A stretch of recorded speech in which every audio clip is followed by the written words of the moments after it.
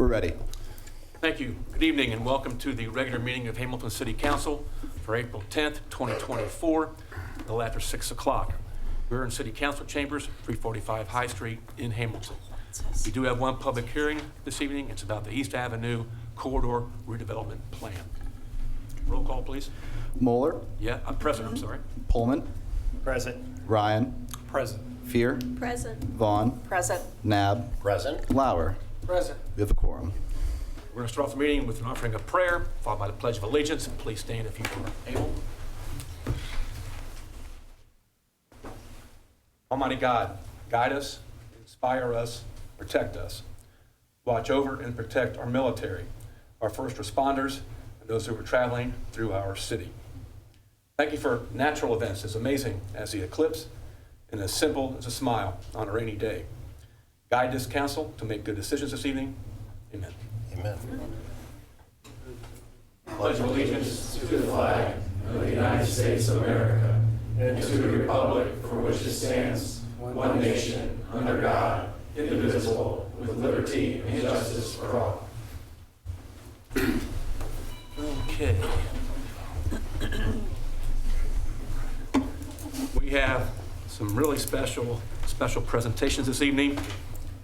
First one is Hamilton High School's academic team recognition.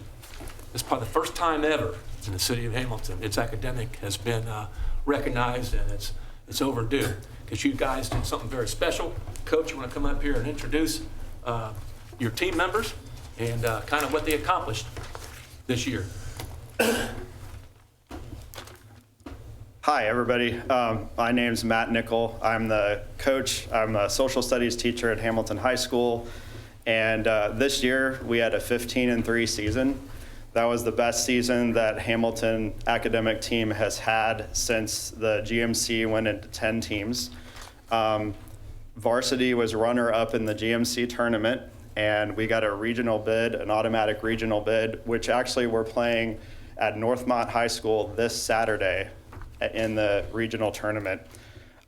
These guys, they worked so hard this year. In fact, really what a coach does is we analyze talent, and they put in the work, and the coach is only good as what they're willing to work outside of our practices.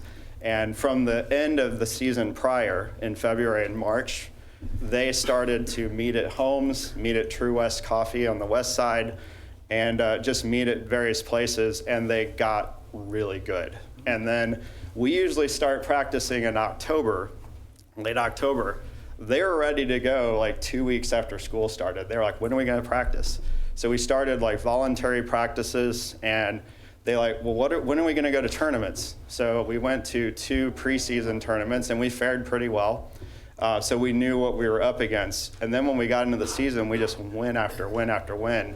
And so 15-3 was good for third place. The previous best score within our best record within the last, like since the GMC came into 10 teams, was 11-7. So we kind of blew that away. But I wanted to introduce the team to you. First, we have Caleb Thomas. He is a senior and was our co-team captain. Then over there, we have Eve Duggins. She also is a senior. Then we have Liam Steele,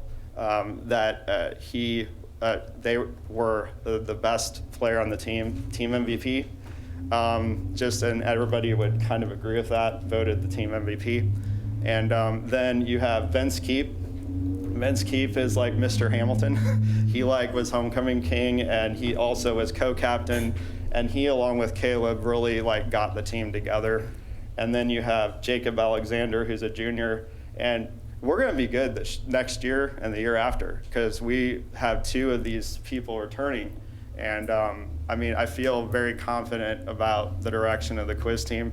We got some really great things going on at Hamilton High School. And the football team had a great year.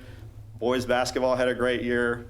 The softball team is undefeated right now. It's going really, really well. And anyway, we have a challenge for you. We're gonna give you some questions, and we're gonna see how good you are on the buzzer. So if the team wants to come up. All right. And they have not seen these questions. These were tiebreaker questions for Our varsity in the city buzzers season. work, though, don't they? Our city buzzers work, don't they? They should. Okay. Play as a team. Okay, our team Play, we play, is the they city play. manager, Greg Buchheit. Let's play as a team. Those two teams. Craig and I'll work together. Yeah. Let's have them down there. It's got to be down there. Oh, well then never mind. Yeah. City manager Craig Buchheit's on this team. Susan Vaughn is on this team. Our coach is Joel Lauer. So you know where we're going. Smarter than a fifth grader. And Tim Knapp. So that's you got 5. Okay. That's you, Pat. All right. So Mr. Mayor, you gotta go. You gotta be a part of it. escaped that one. All right. Alrighty. I was not made aware of this until.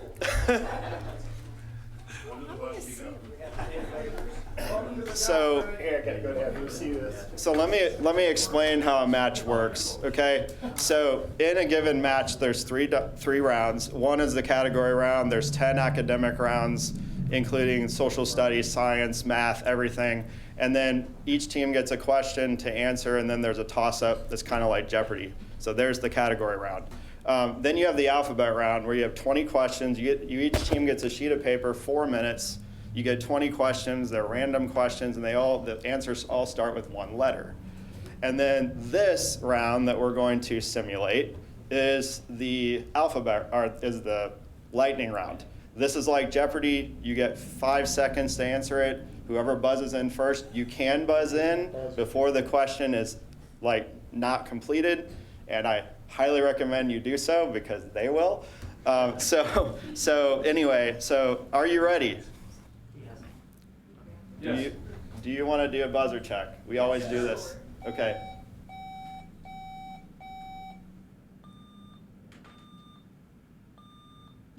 That's a sissy sound. All right, here we go.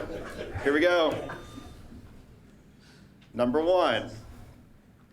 When speaking of memory cards for cellular phones and video and team council. Sound card. Incorrect.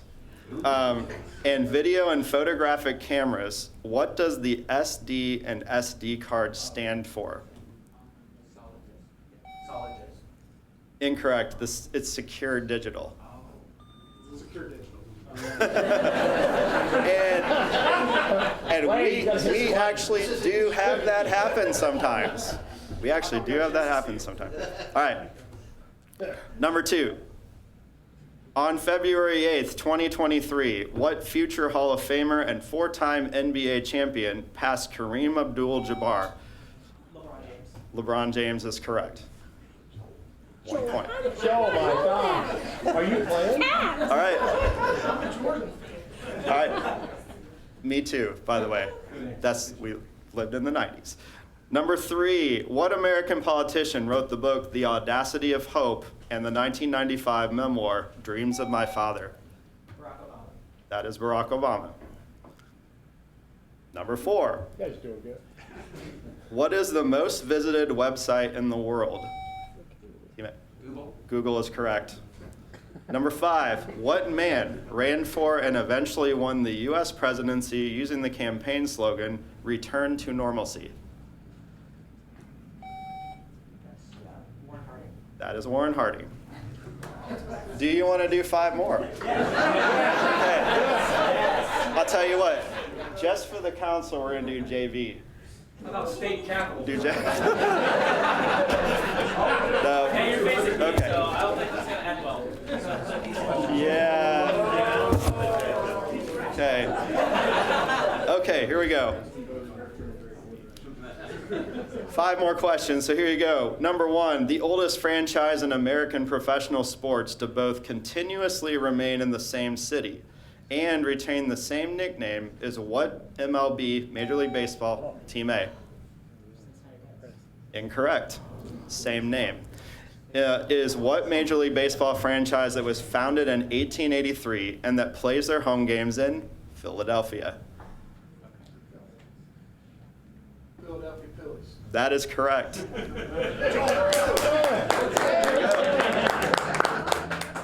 All right, number 2.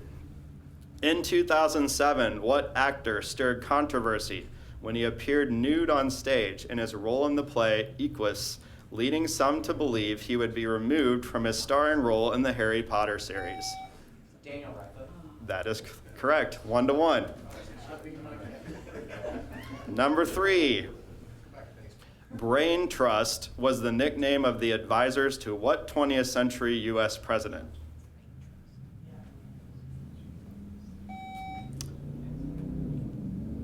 Team A. It's you all. Hamilton academic team. John Suss. Incorrect.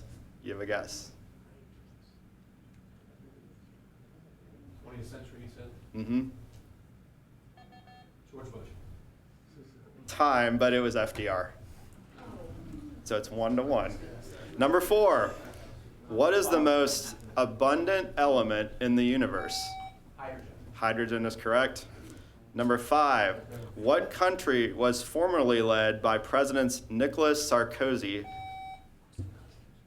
4, 3, 2. Incorrect.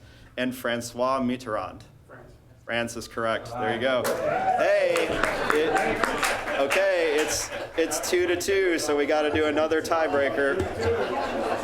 So, one question or another 5? 5. They always want 5. All right.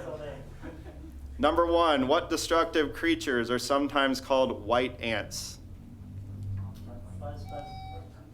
Termites. Termites are correct. Sorry, I forgot to reset. You were supposed to tell me to reset like you did all year. Number 2, you're good. I'd give my right arm for a cold glass of water is an example of what literary device? Hyperbole. Hyperbole is correct. Number 3, in 1963, what man committed the first murder on live television when he shot and killed Lee Harvey Oswald? Jack Ruby is correct. And number 4, what is the capital of the U.S. state whose postal abbreviation is the same as the symbols of the chemical elements hydrogen and iodine? Honolulu. Honolulu is correct. I heard Hawaii first. I did hear Hawaii first. Honolulu. Okay. We were discussing. Okay. No, I heard it first. So you guys get the point. All right. But you're gonna lose. What? It's 5-3. So this is the last question. What element lies just below oxygen on the periodic table? Sulfur. Correct. All right. So what was the final score? Yeah, you lost. Okay, so 3-1. It's all right. It was about 8-3 if you count all the questions. 8-3. All right. Good job. Good job. Just so you guys know, you guys being so good, won't be. All right.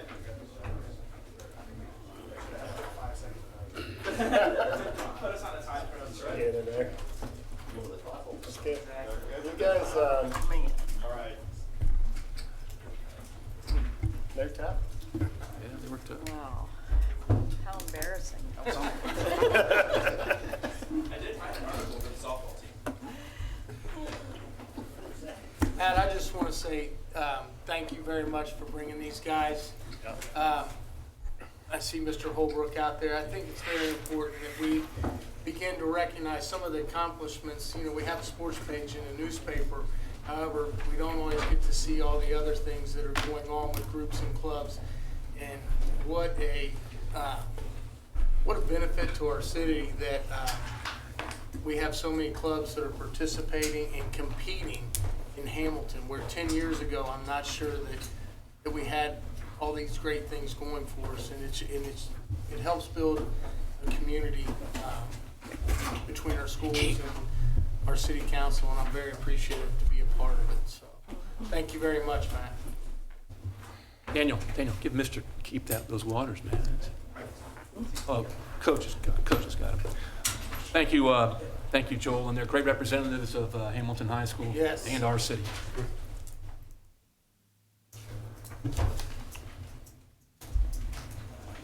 I guess Daniel's the roadie. It's a bouncer and I'm another. going to ask Mike Pittman if he's going to write an article about this tomorrow. And I already read about it. But I didn't read it. Thank you. Thank you. no, I'm talking about the contest tonight. Next is Lakeview, Ohio, mutual aid recognition by our Department of Infrastructure. Nope. I'm not sure who's taking that. No, Mayor, the next presentation should be from John Oh, is it John? Harmon. Okay. Mid-American Right off the- Classic. Did you change that? Okay. John Harmon. This is one that we're all going to be very pleased to hear about.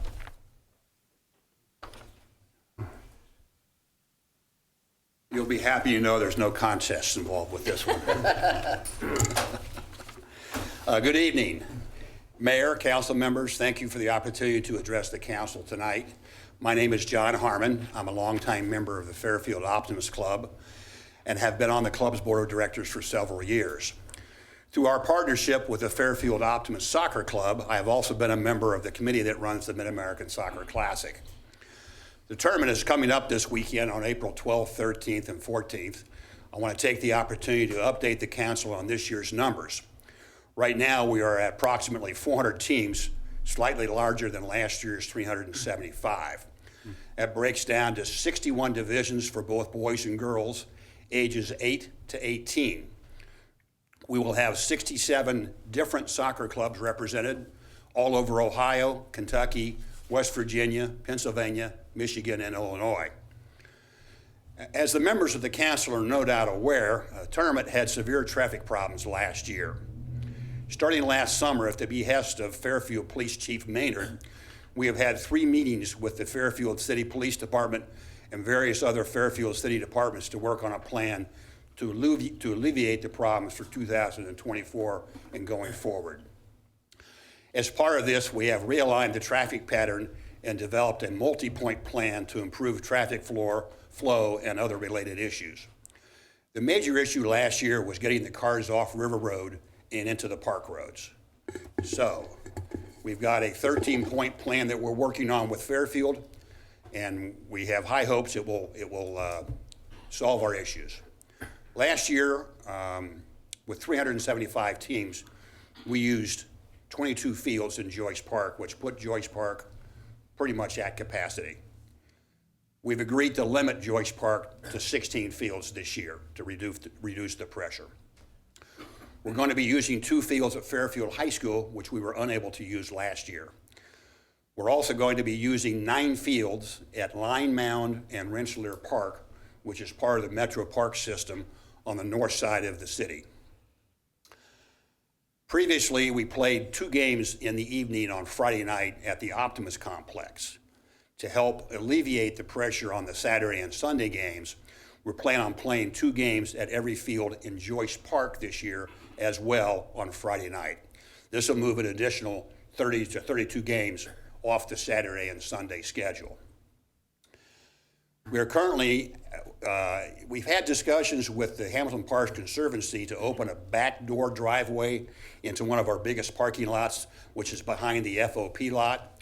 We've decided to abandon that idea partially. We decided we did not want to have a situation where cars were attempting to make a left turn across traffic on one of our inflow roads. And so we're gonna have that gateway open, but it's only for exiting traffic, and it's only allowed to turn left onto North Joe Nuxhall Way and head north. Now, in the last several years, our traffic pattern was to enter at Joe Nuxhall North and flow all the way around in a one-way system. And that ended up being part of our problem last year. So this year, both Joe Nuxhall North and Joe Nuxhall South will be 2-way in and out. If you happen to drive down there over the next couple of days or even tonight, you'll find out Fairfield has already placed 3 electronic signs. There's one here directing people coming from the south on River Road. If they're going to fields 1 through 16, they turn left at that light. If they're going to fields 17 through 32, they go up to that light and turn. There's also a traffic sign right there, giving them the same information, and a traffic sign north, giving them the same information to make sure that we get all of the 1 through 16 traffic on this section and all the 17 through 32 on that section. So it hopefully will alleviate a lot of the problems. We've also begun a program of putting additional signs out. So as you enter the park, doesn't matter which road you're on, you're going to see signs on the right-hand side that will let you know if you're going to, let's say, fields 30 to 32, you're supposed to park in Lot A, because that's where 30 and 32 are. And there's a series of additional signs as you come in this way, directing you to the appropriate parking lot to correspond to the closest field numbers. The same thing is done on Joe Nuxhall South, taking you to the proper parking lots in that area. So the idea is to get the people off of River Road and get them an idea as to where they need to go as soon as they get into the park.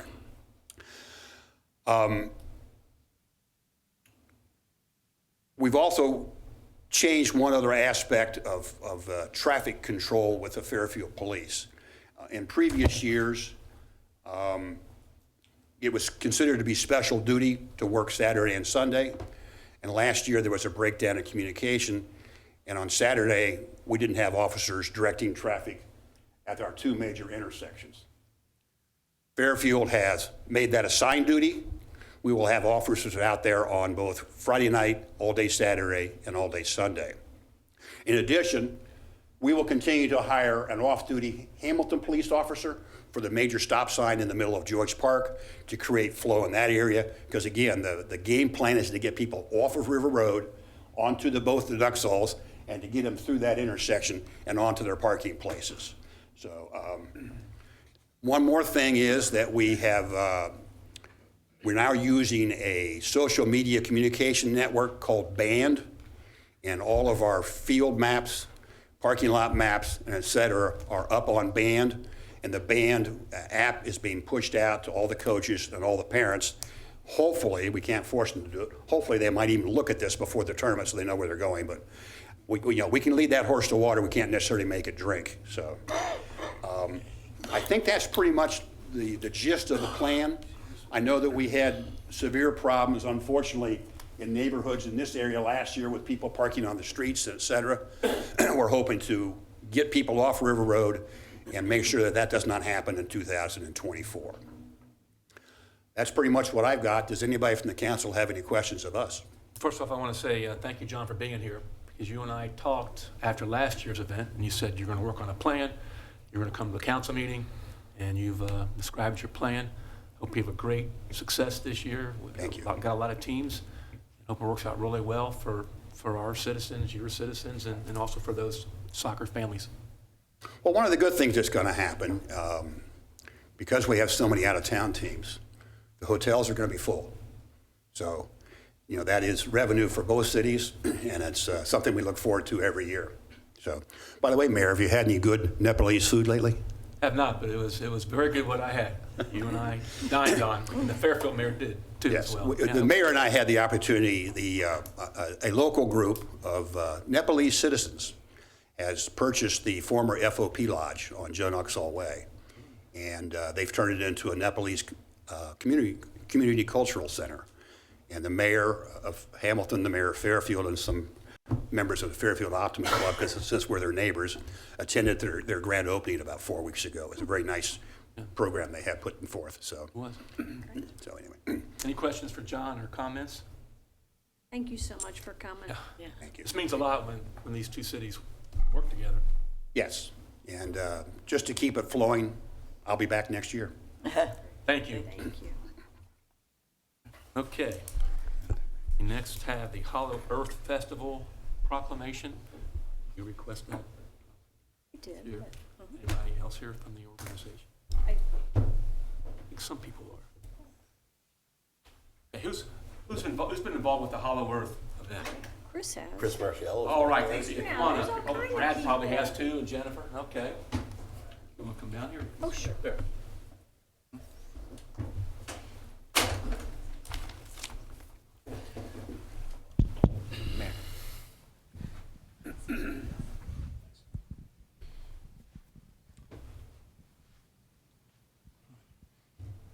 You'll stay next to me. Well, this is really a fun first-time event, and this is something which I think once people learn about it, they're going to go, I want to go to this festival, and this year and next year and the like. And we've got 3 great historians here, and then a couple council members. We're excited about this. All the council's excited about this, and I'm not sure how many of our citizens know that we have a Hollow Earth Monument, and it's really and correct the history if this is wrong in this proclamation, okay? I mean, I'm sure Brad will. Chris, you probably will too. Introduce yourselves first before I read this. I'm Jennifer Albinus. Brad Spurlock. Chris Marcello. Recognize you with that hat on. Office of the Mayor, a proclamation. Whereas Hamilton City Council and City Administration would like to give historical recognition to the Hollow Earth Theory and celebrate the Hollow Earth Festival. And whereas the Hollow Earth Theory was first proposed by Edmund Halley of Halley's Comet fame, which was disproved by French astronomer Pierre Boget in 1749. Whereas the Hollow Earth Theory was popularized again by John Cleese Sims Jr. in the early 1800s. He theorized that the Earth was hollow and habitable within, which was promoted in the form of a circular sent to academic institutions throughout the United States and Europe. And whereas 1820, Sims delivered his first lecture on the subject in Cincinnati, with other lectures in Hamilton, Lexington, Frankfort, and Zanesville, followed by unsuccessful attempts in 1822 and 1823 to request the federal government to fund an expedition to prove his hollow earth theories. And whereas Sims believed that the earth was hollow and habitable within, this area was called Simsonia, which he believed to be lush with flora, fauna, and a river, which he proposed to be named the Sims River, flowing between the oceans on the Earth's surface. Is that all true so far? Cool. And whereas his theory was met with ridicule, however, his writings and lectures converted many into true believers, including Hamilton pioneer statesman, archaeologist, and Butler County Sheriff, a gentleman named James McBride, who compiled the works of Sims into a book and anonymously published it after Sims' death in 1826. And whereas, although widely disproved, the theory's greatest impact has been in literature, including the 1820 novel Simsonia, Voyage of Discovery, based directly on Sims' theory, which is widely viewed as the first science fiction novel ever published. And whereas John Cleese Sims was also a War of 1812 hero, was survived by his son America Sims, who devoted his life to promoting the theory and erecting a Hollow Earth Monument at the gravesite of his father in Sims Park in 1874. And whereas in celebration of Hamilton's visionary spirit, the inaugural Hollow Earth Festival at Sims Park will feature a park design contest, sports and STEM activities for children, local history presentations, a memorial ceremony, live music, and food and beverage vendors. Now, therefore, I, Pat Muller, Mayor of the City of Hamilton, Ohio, Councilmember Carla Fear, and all members of Hamilton City Council, to hereby recognize the Hollow Earth Festival for improving and drawing positive attention to an underutilized historical Hamilton Park and providing a day of fun and learning for all participants. Okay, now why don't you tell us a little about the festival from all of your observations and work? Tell us what this is going to be like. How'd you come up? Okay, we came up with it because of the 17 Strong Summit last June. One of the slides that Liz presented was of the Hollow Earth Monument. And she had mentioned she just thinks it would be really cool if someone would have some kind of a festival or something to celebrate this history of Hamilton. And I am on Brad's history team at the Lane Library, so of course he popped into my mind. I saw Chris sitting a few rows in front of me. I had a neighbor on one side and our friend Dan Schneider on the other, and I said, I need to introduce these guys to each other. So that is how we came up with it. And we decided it needed to be something family friendly and not just dry history. So we've got stuff for the kids to do too. There's a big kid zone. And also as part of this celebration, Historic Hamilton Inc. is sponsoring an Eagle Scout project that's being carried out by Zach Kramer, who's a Baden High School student. And as part of that, he was able to locate the graves of Paul and Mary Bunnell. Paul Bunnell was a Revolutionary War and War of 1812 veteran, and Mary Bunnell was his spouse, and they are still buried in Sims Park. And we will be carrying out a veterans ceremony at 2 p.m. at the festival in order to temporarily mark their graves and commemorate his service. This is all Liz Hayden's fault, by the way. And she's not even up here. But one of her visions, I think, that I share being a history teacher in Hamilton is that a lot of our kids are always talking about not enough things for them to do. And so with this space, we're hoping that through the collaboration with our 17 Strong group at Hamilton Freshman and Hamilton High, is to really kind of make this a place for our older kids, our teens. And it's a great space, it's a historic space, and it's just a space that needs some love and some attention. And that's really kind of the whole point of this festival. And really the best thing about it is how many people have jumped on board to help. Our committee is very diverse. We represent different interests in the city, but we're all rowing together in the same boat, and it's been really fun. And we've made lots of connections and built good relationships. And I think going forward, this is going to be really successful because it's a good idea. It's just a good idea. And, you know, each year we can build on it and do more things for that park. So that's it. Come on Saturday. The weather's going to be great. About the time on Saturday? 12 o'clock to 4 at Sims Park, 3rd Street and Sycamore. Chris, maybe give the address for it so that not everyone knows where Sims Park So is. Sims Park is between South 3rd Street and South 4th Street, right along the railroad tracks there on Sycamore Street, across from the American Legion Hall, near where the former Culligan Funeral Home was. And tell them about Municipal Brew. That's right. So Municipal Brew Works is brewing a special beer for us. They called it the Earth Donut? The Earth Donut. And it has been fermented with 9 dozen Kelly's Donuts. And I have not had it yet. Chris, I believe you have. Yes, we had it, and it was very good. But besides that, Kelly's also is creating a special Hollowworth donut. Hyde's is doing a special pie-ette for the event. Unsung Salvage is doing special shirts. So this is really, I mean, you know, sometimes collaboration becomes cliched, but this is the real deal. So it's just great to be, you know, part of it and having so many people wanting to get involved. And hopefully more people get involved as we go forward.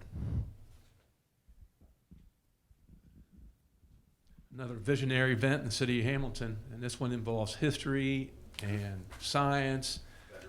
Veterans. I mean, this is what Hamilton's all about. In an obscure place. I mean, we're going to get to know where this is. I'm good. I'm done. Please go see who the sponsors are, patronize the sponsors, and a round of applause for these folks doing something new.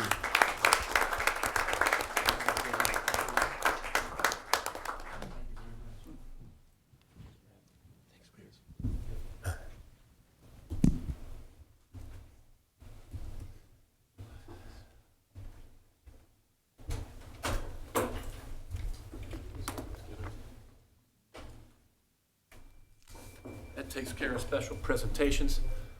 We now go to audience of citizens. Individuals who wish to speak may make comments now or may speak during the part of the agenda when that item is up for a vote on the council floor.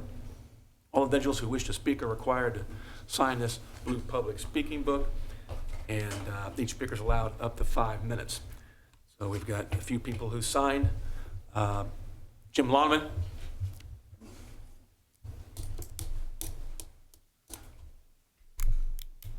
Good evening, Mayor and Council. Anyway, first of all, I'd like to say that I was over on Front Street tonight, or yesterday, going I was going on Front Street, on Main Street, and I hit every single light going there. It's really trail is really packed up, over there. It's during rush hour, yes, but worse than ever. I mean, you know, had back when they had one lane over there and they wasn't closed off, you get better through there. And what's going on with the traffic lighting?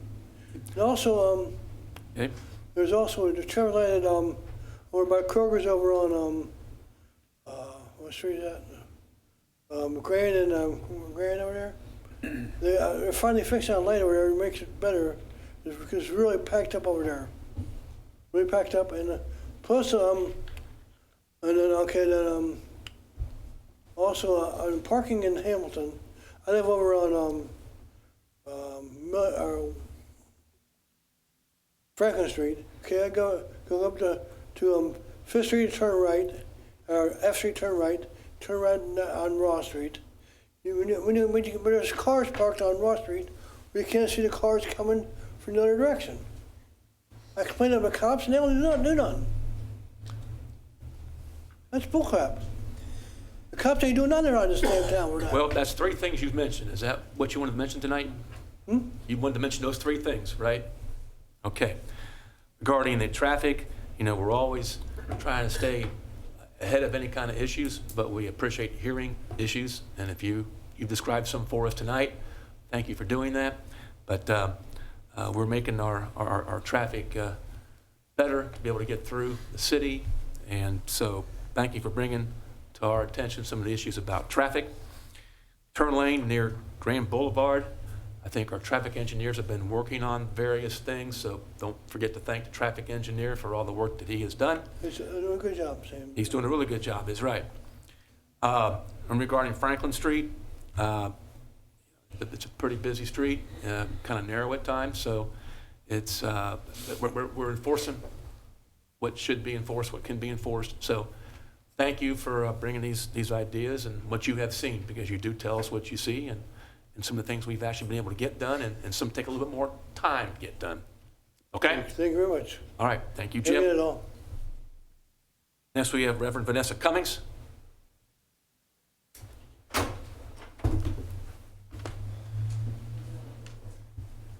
Here's out there anywhere. Okay. Good evening. Good evening. I just wanted to share with you all and with the people of Hamilton that on this coming Saturday from 11 a.m. to 2 p.m., Payne Chapel AME Church will be having a voter registration and voter education Get Out the Vote event at Bailey Square. So anyone who wants to know, are you currently registered, or how do you get registered if they need to register, can come to the park, and we will be there from 11 to 2. I'm the pastor at Payne Chapel here in Hamilton. So we've been doing this for a while. We've been going out different times throughout the year to do voter education and get people registered, verify registrations, encourage people to vote. So we're doing that again this year as well, and we'll probably do it a few more times, but I wanted to share that officially. And I've invited others who I've talked to in the community. I've taken the liberty of saying, we'll be there, come on out and join us and pass out information, come out and talk to the people if you want to know what they need in the neighborhood, come on out and join us. So I'm inviting people to make it a big event. So anyone who has concerns, if you want to hear the concerns of the community, come on out to Bailey Square between 11 and 2, and we'll be there. That's all I have. Thank you. Thank you, Reverend Cummings. Thank you very much for doing that. Bob Harris, is he outside, or is Bob here? Yes, he's coming inside. Okay.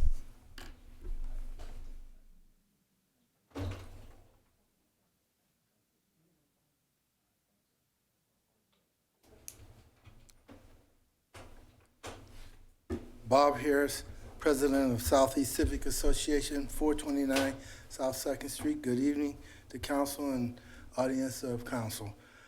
Tonight, I would like to share with council what they already know. Last night in Southeast Civic Association meeting, we spent a good 50%, 70, 80% of the meeting talking about the conservancy concern. And I would like to know if council is aware that a lot of people did not get that information, and if we have a plan to get that information to people immediately, due to the fact that we have, less than 14 days if people want to, address the issue. I'm pretty sure, and I'm banking on this, so if I put all my money on this, I hope I don't lose it. But I'm pretty sure that council wants to stand up and fight for the community as well for the city in terms of this short notice on the assessment that's going to be levied on our city and the people who live within those areas where the flood took place. I would also like to know, and I heard the quizzes tonight, and maybe this is a quiz, if all of the council members can tell me what those boundaries are for the flood. Well, you've been talking about the MCD, and I Yes. can't comment on that, but the members of council may want to comment on what you've said. Is that a legal matter? I'll explain later. Anybody else want to comment about the MCD? I can, Mr. Mayor. Sure, thank you. Mr. Harris, as I spoke with you and the other folks at the SIGA meeting last night, I know staff today and for the past couple weeks have been working to gather information and share that information. I had a meeting this afternoon with Mary Lynn Loader, the director of the MCD. So there is additional information that we came up with, or continue to come up with, and we have a plan to share that information and are actively sharing it with community groups.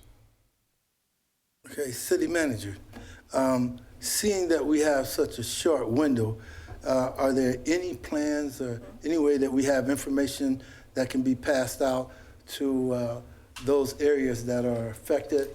And do we have a plan that would allow us to do that in a short period of time? So we do have a plan, and the answer to your question is yes. As I brought last night, hard copy forms for folks to file their exception, which is due on the 24th. We also have been sharing other information with our other community partners, including with Dan Bates and his team, and as well as our team and neighborhoods. So we'll continue to share that. If you need more copies, Mr. Harris, I'm happy to provide those, and we will, again, continue to share our information and make sure that people know what the deadline is, and if they would like to file their exception, how they can go about doing that. Then if it's okay with you, I will give you a call in the morning and see if we can't come up with a plan for a portion of the community that we can reasonably reach like that. Yeah, there's also a series of meetings that are currently scheduled, and I know there were hard copies of that passed out, and this information has been made available by the Chamber of Commerce. But Thursday, tomorrow night, 7 p.m., there's a meeting. Tuesday, the 16th, there are appointments available at the Chamber to meet with Mary Lynn Loader or someone on the staff at MCD, as well as April 18th. Okay, city manager, just one for the record, since this is my first time addressing you as the city manager, can you contact some of those people who used to work for you and have them issue an arrest warrant for the people that levied that on our city? Anyway, thank you. God bless you. Okay, that takes care of audience and citizens. We now go to the consent agenda, and that includes all staff reports, caucus reports, meeting minutes, an information report, notice to legislative authorities. First, we're going to go into committee of the whole. This is a time when we suspend the rules so the city council may ask questions, provide direction, comments on the reports. So I'll accept the motion at the regular meeting be recessed, the committee of the whole take place. So moved. Second. Motion made by Vice Mayor Pullman, seconded by Council Member Fear. All in favor, please say aye. Aye. Opposed, same sign. Hearing none, that motion is carried. The time is 6:49. So we go into the caucus agenda, and I will take the first one. I think that's the order that you have it. Is that correct? That's correct, sir. Two sheets here. Okay. First one is a recommendation relative to amending supplementing Schedule A of the city's classification and compensation plan as set forth in the emergency ordinance, as amended from time to time by amending the pay range of the city clerk position. The Office of the Mayor and City Council does recommend that reassigning the pay range for the city clerk is to make it more competitive. Market wages is what we think is the right thing to do. This position is responsible, of course, managing the city council daily business, the meetings at the evening, the meetings in the morning, And the clerk's position is actually turned into also a special project job, and also going to help us with getting grants, and the city clerk has already started doing that. But this is a way to make what he does and competitive market wages, to make him in line for this new year 2024. So that is agenda item number 1. And number 2, you want to lead us in number 2? Absolutely. Our second item on the agenda will be presented by our Director of Utility Operations, Mr. Bill Hudson.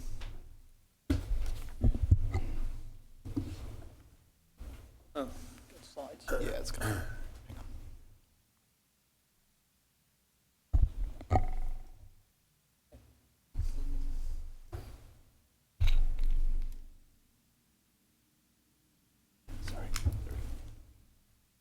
Okay. Mayor, members of council, I'm here to address tonight about asking waiving of the advertising for emergency repairs at Greenup Hydro Plant. These are the projects we're working on now that we need wait for.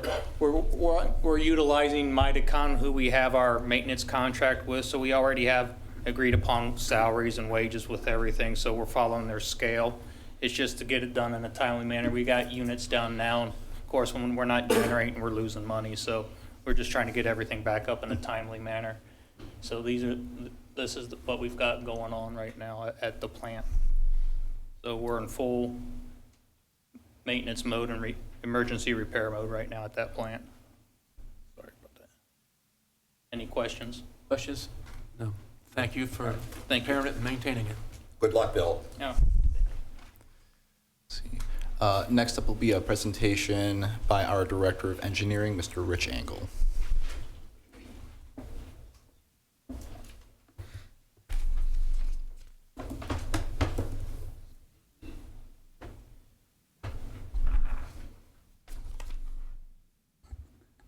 Good evening, Mayor, council members, citizens of Hamilton. This is in regarding to the 2024-2025 street resurfacing program and assessment roll update. This is for Millville Avenue. Again, this is the limits of the concrete repair work from the Western Corporation limits to the railroad tracks. And this assessment roll was originally presented to council on January 10. And after that time, we discovered that some of the properties were not properly assessed for drive approaches. So this assessment roll will catch up and address those properties that were missed previously. Do you have any questions?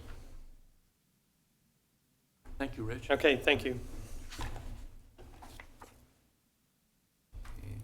Then next up for agenda item number 4 will be a presentation by our City Manager, Mr. Craig Buchheit. Mr. Mayor, members of council, it's a recommendation relative to creating the Hamilton Development Finance Authority, establishing the powers and jurisdiction of the authority, establishing the board of directors of the authority, and consenting to appointment of the initial members of the board, and providing for organizational meeting of the board of directors of the authority. Questions? Thank you. Okay, I will accept the motion that the committee of the whole be closed. So moved. Mayor? Second. Excuse me, Mayor. I do have one more presentation, if you don't mind. For agenda item number 13, it's the Safe Streets for All program. Yes. I figured since this bypassed the caucus agenda that it might be good to inform council of this action plan, if you don't mind. Okay. Sure. Be a presentation by Alan Messer. Oh, great. Thank you. Good evening. Good evening, Mayor, members of council. So this is a plan several of you have been working on with us as part of the stakeholder committee, and it's fairly time sensitive due to a grant deadline. So you may recall that we applied for funding for this Safe Streets for All plan. We're still going to be using that funding, and so essentially what we're here today is something that's a living document. The Safe Streets for All plan recommended by the consultants to give it a snazzy name, so here you have it. We're calling it the Hamilton Acts Applying for Critical Transportation Safety Plan. It applies the SAFE system approach, which looks at safety not just for vehicles, but for pedestrians, making safer speeds on the roadway. How can the emergency response be improved? This plan will build on our active transportation plan that the city's had for a number of years, as well as input from Plan Hamilton and from North Hamilton Crossing. If you remember North Hamilton Crossing, we asked more broadly than just the project, citywide, what did people feel like was an unsafe situation in the city? And we got a ton of feedback, and we were able to draw on that feedback, as well as crash information that the state has available in their database. So essentially, it's looking to protect everyone, pedestrians, cyclists, motorists, transit. The active transportation plan was focused primarily on pedestrians and cyclists. This pulls in motorists. It also pulls in factors such as equality and neighborhoods that are underserved and those type of things. Its goal is 0 fatalities and serious accidents. You've probably heard the Vision Zero kicked around. Like I said, it is a living document. So what we're proposing to you here today is that document at a point in time, and then we'll continue to refine it with that grant money we received to look at things in more detail. There was a stakeholder group that was put together that's met 3 times over the last year and a half or so. Residents, some of your members of council, planning, police, engineering, school district, Fort Hamilton Hospital, and then TEC is the consultant that's guiding us through this process. These are some sobering things here. The image on the left shows in green all of the pedestrian crashes that have occurred over a 5-year period from 2018 to 22. And then even more sobering on the right are fatalities. There were 16 that occurred within Hamilton during that time period. What we've done so far with the consultant with TEC is to identify where are these happening and where should we target our efforts. And so you can see 50% of these have occurred on 10% of our streets. And then again, to the equity component, 62% of the traffic deaths that occurred were in underserved neighborhoods. Another sobering statistic here, as part of this process, we learned that Hamilton, as a city, ranks the worst in Ohio for bicycle safety and 3rd worst for pedestrian safety. It's a terrible thing, but it's something that we expect will help us as we pursue the grant funding to make improvements, to make all of this better.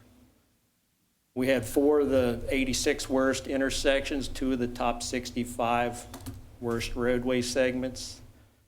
And there's just some statistics, 116 serious injuries in addition to those 14 fatalities.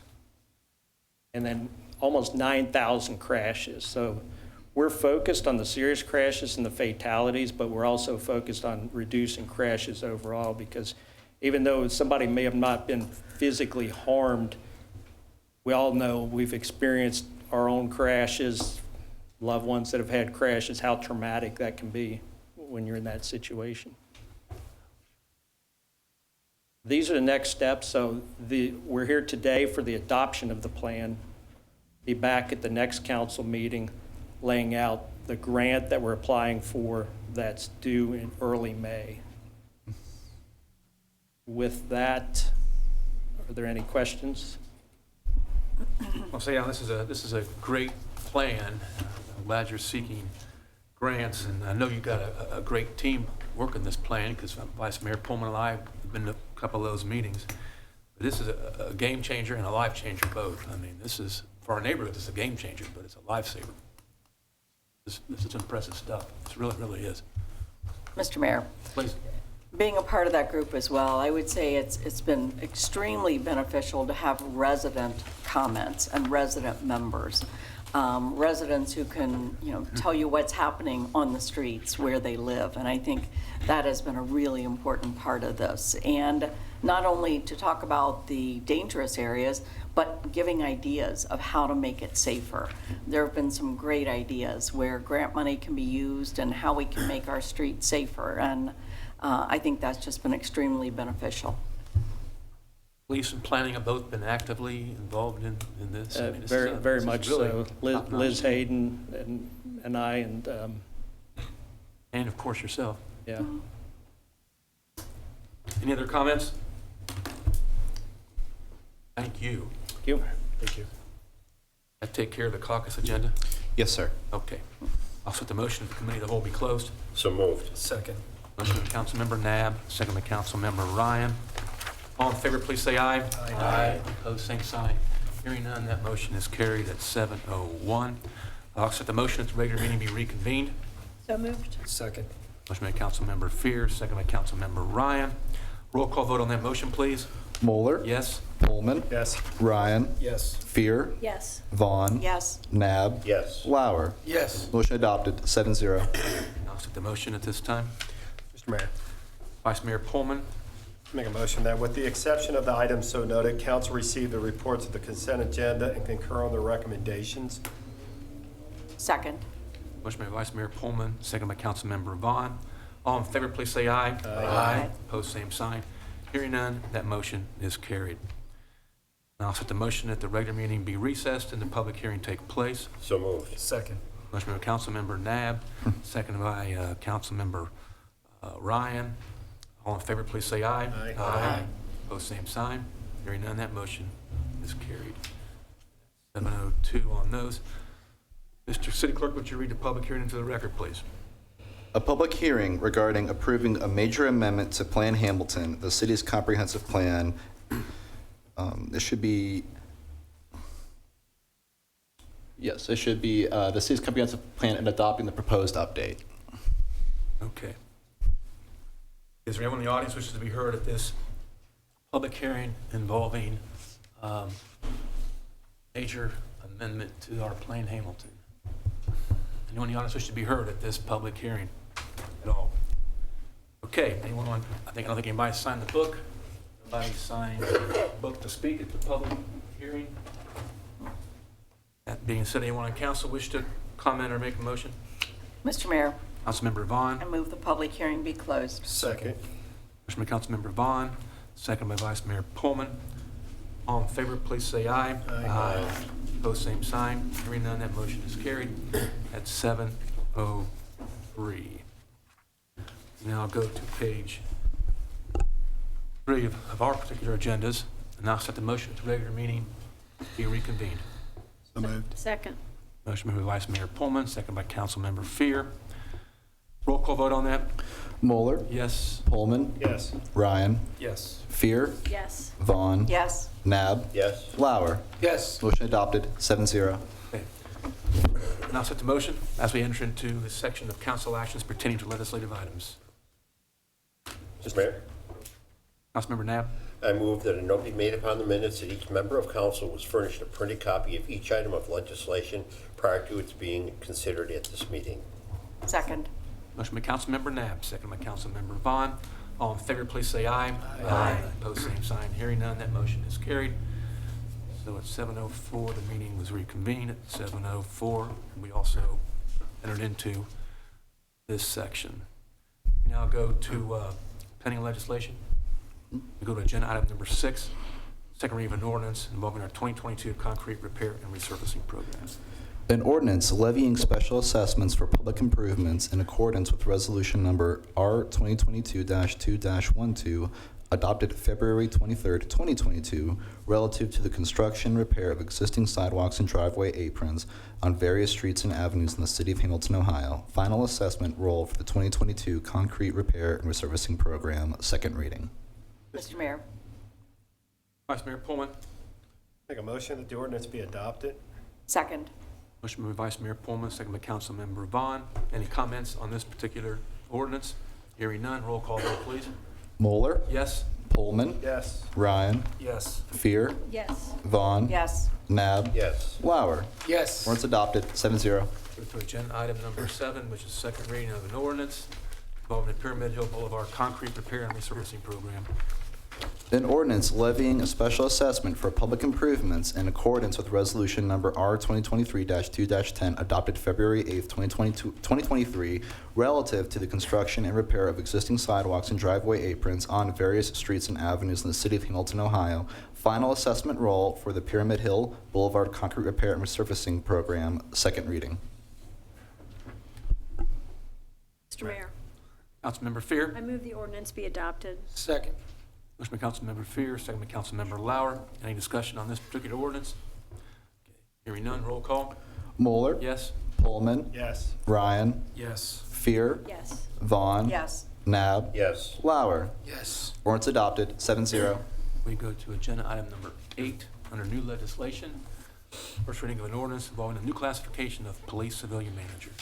An ordinance amending and supplementing Schedule A of the city's classification and compensation plan as set forth in Emergency Ordinance Number EOR 2023-12-106, adopted December 13, 2023, as amended from time to time, to establish the new classification of police civilian manager, first reading. Thank you. We go to agenda item number 9, first reading of an ordinance involving the Main, Millville, and Eaton Avenue intersection. An ordinance approving a right-of-way dedication plat of parts of city lots 31268, 6793, 5086, 5084, 5085, 15592, 1697, 1696, and 1695 as a public right-of-way on the intersection of Main Street, Millville Avenue, and Eaton Avenue, First Ward, South Side, City of Hamilton applicant, first reading. We go to agenda item number 10, first reading of an ordinance involving the North B Street, Park Avenue area. An ordinance approving a right-of-way dedication plat to dedicate parts of city lots 1592, 1512, 29035, and 32334 as right-of-way for the North B Street at Park Avenue, First Ward, North Side, City of Hamilton applicant, first reading. Thank you. We go to agenda item number 11, which is first reading of emergency ordinance involving a major amendment to the Plan Hamilton. An emergency ordinance approving a major amendment to Plan Hamilton, the city's comprehensive plan, and adopting the proposed update, City of Hamilton applicant, first reading. We go to agenda item number 12, which is the first reading of an emergency ordinance involving promissory note executed by Board Technology Park Incorporated. An emergency ordinance authorizing and directing the city manager to execute a cancellation of promissory note and mortgage release related to the outstanding balance of a promissory note executed by Vora Technology Park Incorporated, first reading. Go to agenda item number 13, which is a resolution that involves what we just heard about, the Safe Streets for All Action Plan. A resolution adopting the Safe Streets for All SS4A action plan and pledging to support the city's efforts to achieve the Vision Zero goal of zero traffic deaths and serious injuries on Hamilton's roadways. Mr. Mayor. Councilmember, or Vice Mayor Pullman, I'm sorry. Make a motion that the resolution be adopted. Second. Motion by Vice Mayor Pullman, second by Councilmember Vaughn. Any discussion on this particular one? Okay, roll call vote.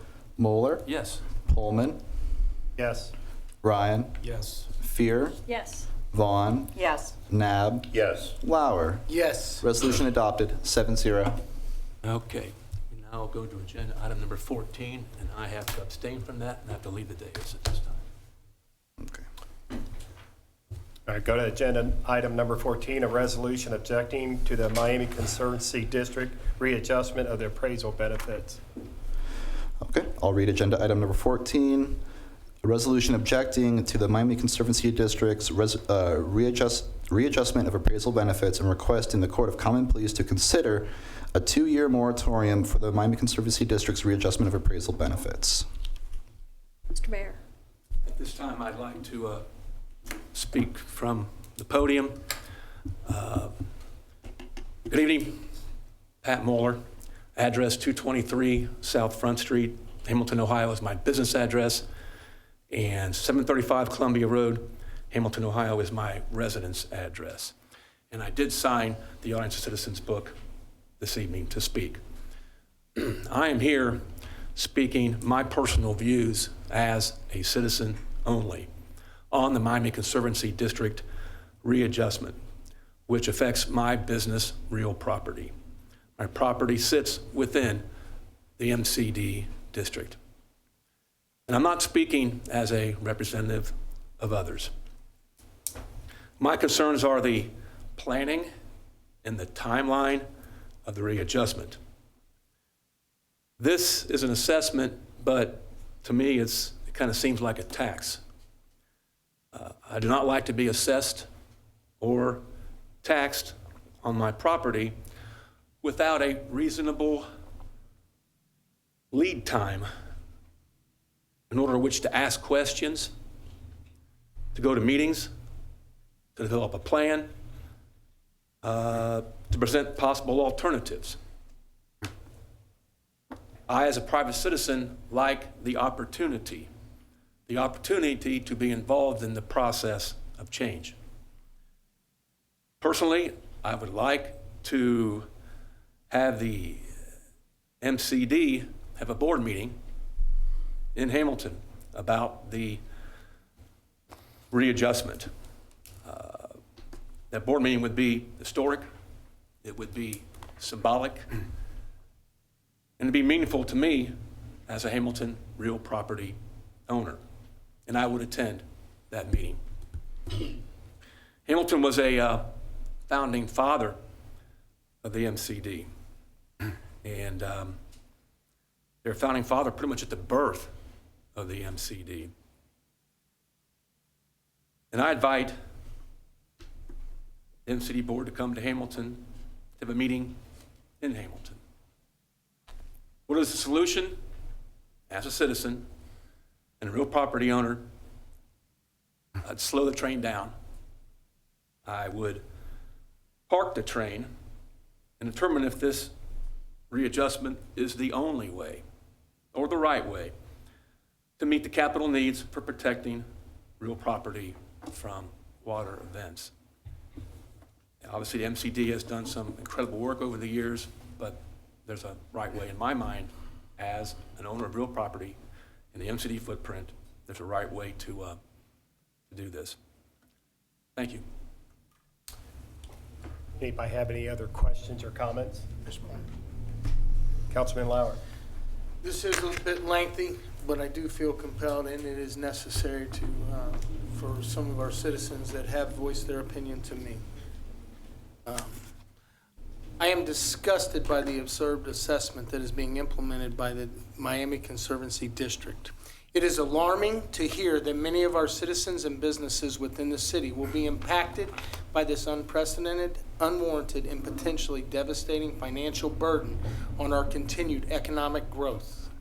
I find the Miami Conservancy District's board's policy to be fundamentally questionable, and it appears to be a mere money grab due to Hamilton's recent economic resurgence.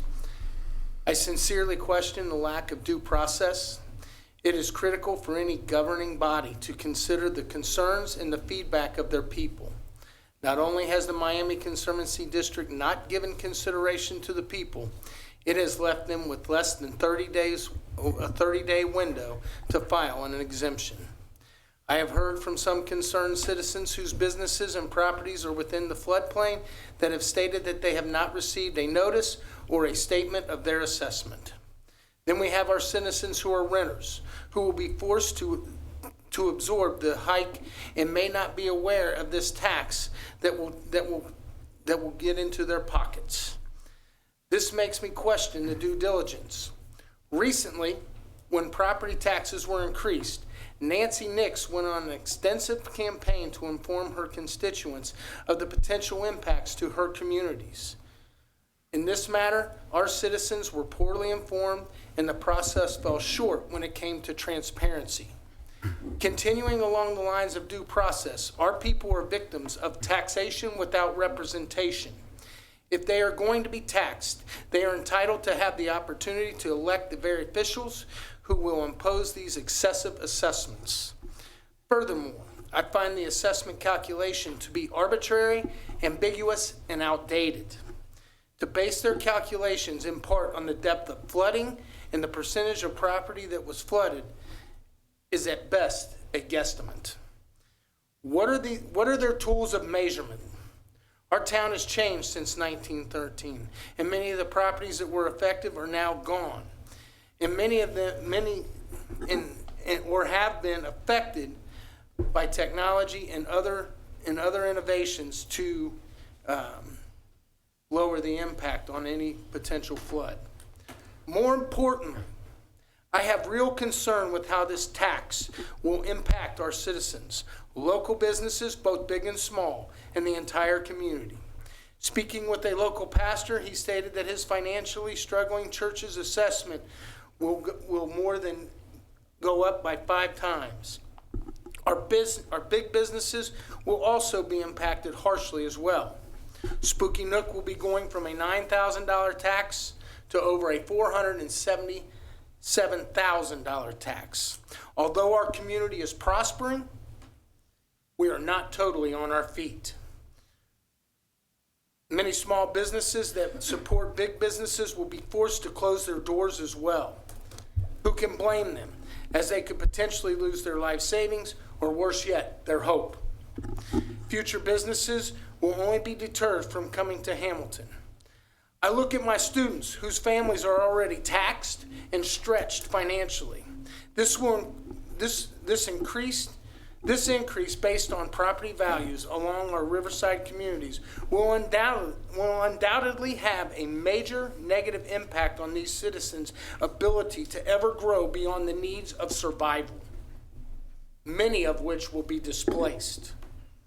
At this time, I believe the Miami Conservancy District is acting without a real system of checks and balances as they operate beyond any scope of authority. Who does the Miami Conservancy District answer to? It is my understanding that the government agency should be run by the people, but we are left without a voice. Currently, there is a board that consists of 3 members who are appointed by a group of 9 common pleas judges that I doubt are targeted in this assessment. Our people are without question victims of taxation without representation. If they are going to be taxed, they are entitled to have the opportunity to elect the very officials who will impose this excessive assessment. As we understand the importance of the Miami Conservancy District's operations, we do not deny that we should pay our fair share. However, we find it unjust that our citizens and businesses within the City of Hamilton riverfront communities bear an unfair financial responsibility that will secure the safety of the entire region. Again, I use the word money grab due to our recent successes in Hamilton. However, if businesses leave due to this unfair tax, property values will again plummet and may not recover until the next reevaluation of property, leaving nothing for the Miami Conservancy District to grab. Finding the balance between the financial needs of the Miami Conservancy District and the financial stability of our businesses and citizens is essential for the overall well-being of our community. Only by working together and considering all perspectives can a mutually agreeable solution be reached to ensure the financial stability of all parties involved. I am not asking for this to stop. I understand the importance of the funding of the Miami Conservancy, but I am asking the Miami Conservancy District Board to come to the table and discuss the severity and the negligence that have been imposed on the great people of Hamilton. Thank you, Mayor. Thank you, Joe. Councilman Ryan. You can't change what you refuse to confront. This is a fitting quote for tonight. We are confronting Miami Conservancy District on these unfair and unjust assessments. These assessments will be devastating to our businesses, our residents, and our future redevelopment projects. Simply put, no businesses will be coming to Hamilton again if this goes through.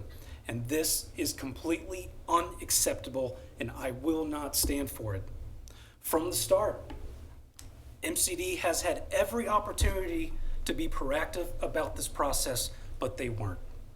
They've could have reached out to council to discuss the rate increases before filing them, but they didn't. This entire situation could have been handled better, but it wasn't. And it's so infuriating to me that it has now reached this point. MCD should be incentivizing business development in our city, not penalizing it. This council has worked so hard to create a pro-business environment in this town, and MCD is trying to ruin it. We can't allow this to happen. Our residents and businesses are already being crushed with high prices from food to gas, and the recent increase in property taxes. They can't handle any much more. So tonight, my ask to the board of directors for MCD, it's simple, and I hope you're watching this. Stop this. Do not proceed with these assessments. Furthermore, I demand that you come down to this city hall and meet with the city council, and let's get this situation resolved. Your process is outdated, it's ineffective, and is causing more harm than good. The consequences of your inaction will only prove to be disastrous to our city. And to the residents and businesses of Hamilton that are being affected by this, we're fighting for you. And we are going to continue to fight until this is taken care of, because you matter, and our community matters. Thank you. Mr. Vice Mayor. Councilmember Nat. City Council has been compelled in the last 3.5 months that we've been aware of the activity of the Conservancy District. City Council has adopted a resolution this evening. I wish to read our resolution. I acted as sponsor of this. All of these words within the resolution that I will read now are from your seated City Council. Whereas the Miami Conservancy District is currently in process of readjustment of benefits, and whereas MCD gave a presentation to Hamilton City Council on the 13th of December of 23, regular meeting related to the appraisal and benefits, and whereas City Council has received concerns from members of the community regarding the adjustment, appraisals, benefits, and whereas the concern of these property owners and businesses are related to being obligated to pay an unexpectedly high assessment, in which result in dire consequences such as foreclosure of residential properties and the closing and moving of businesses. And whereas City Council is highly concerned that property owners were only given 30 days from posting of the adjustment cost to file an exception or obligation, and whereas City Council believes this time frame to be unreasonable, where some property owners are facing a 500% increase in their special assessment charge, and whereas the City of Hamilton's current and future economic development projects will be severely impacted by MCD's appraisal of readjustment, and Hamilton's future will be declined should these assessments be implemented. And whereas City Council is requesting that MCD collaborate with other Great Miami River jurisdictions and major stakeholders to build a mutually beneficial plan for perpetuity of protecting properties and businesses located in the floodplain. And whereas an immediate 2-year moratorium on any new or increased assessments by MCD would allow for the Great Miami River jurisdictions and major stakeholders to find this mutually beneficial plan for flood protection of the Great Miami River corridor.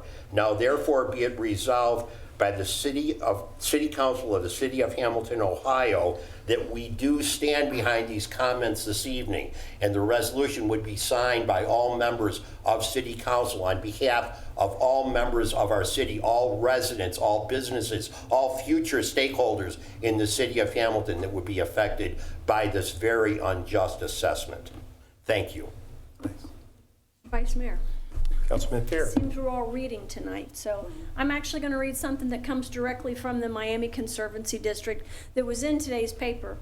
The Miami Conservancy District says it has identified about $140 million in short-term and long-term projects needed to ensure levees, dams, channels across the region remaining safe and effective.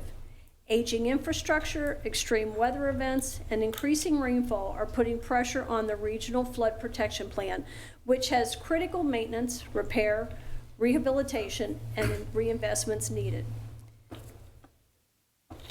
I think I would take this much more serious if the last time they had not done an assessment was in 2012.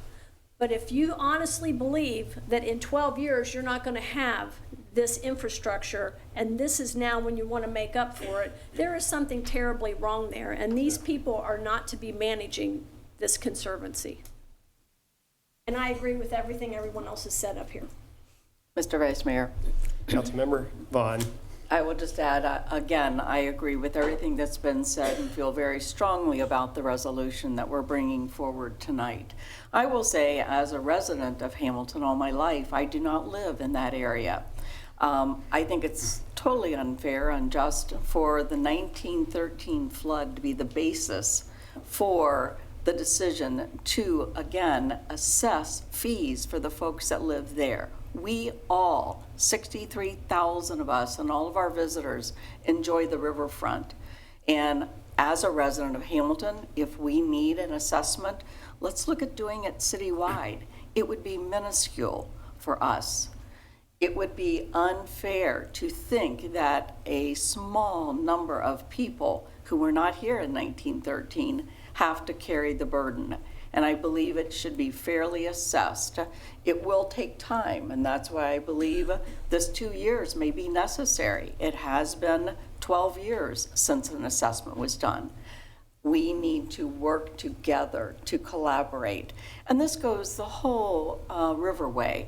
The Great Miami Riverway is such an amazing area for Ohio. We should be proud of that. We have one of the best right now with all the development going on. So I would say, take a deep breath. We need to stop what's happening now. And Mr. Vice Mayor, if I could add one thing. Sure. A wise man that I spoke today pointed out that when we have another flood, it's going to affect everyone. It's not just going to hit the areas from 1913. And to Susan's point, that's why this assessment needs to be across the board and not just addressing the people from 1913. If the bridges wash away, we are all impacted. And that's the entirety of the county, Southwest Ohio. Correct. First of all, I agree. No, it's great. I agree with everybody here. I mean, Joel, thank you very much. It was a great statement. I have to quote a 1976 movie network line is from the movie network, as mad as hell, and I'm not going to take it anymore. This council we have to fight for this. I mean, we have to, as Mayor Pat said, we have to get a meeting together ASAP. We can't let our businesses down. I had a business, I was a small business owner. It did not affect my business, but if it did, it would be very damaging to my business. And Spooky Nook, I mean, I think they're playing, they feel they hit the lottery with Spooky Nook. I just have to be straight out. They're coming after Spooky Nook, and a 450% increase is just ridiculous. I mean, you just think of it. Joel told you it was $9,000, and think of this. How would you like somebody to come up and tell you you're paying $9,000, now you got to pay $477,000? Think about that. Could you afford that? I mean, it's got to be stopped. This council, I believe, is committed to fighting this all the way for all our small business people that are watching. I think you need to get involved. I think all the small businesses in town, whether you're impacted or not, need to get involved. We need to fight for this. This is something we have to win. We have to stop, and it's got to be done. It's got to start now. So I urge everybody, contact anybody here in council. We'll do what we can to get you in touch with them. Just reach out to us, email, call, whatever. Go to our website. We've got our contact information. It's that important to us. One more thing. Yes, sir. Mr. Mayor, because I don't think I mentioned this. If you are going to file an exemption, you must do so by April 24th. Yes. You must look up your assessment, see how you are impacted, and if you are going to file that exemption, you must do so by April 24th. has to be dated by April 24th. Yes. It's got to be mailed and dated by 24th. Okay. There's no more question or comments. I'll take a motion. Mayor, Vice Mayor, Councilmember Fear. I move the resolution be adopted. Second.